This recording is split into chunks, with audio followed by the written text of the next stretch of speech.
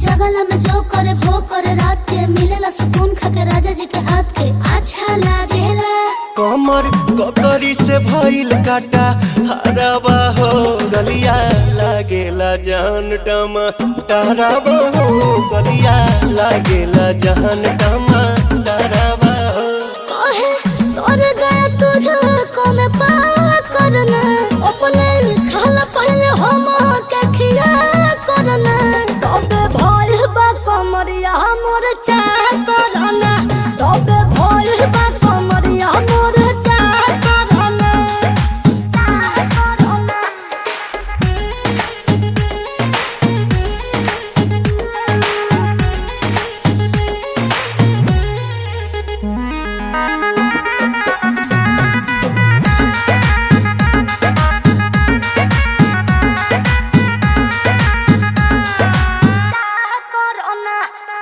Prince Priyanshu के प्यार देखे धांसो हर घरे जरूरत रहेली मोर सास।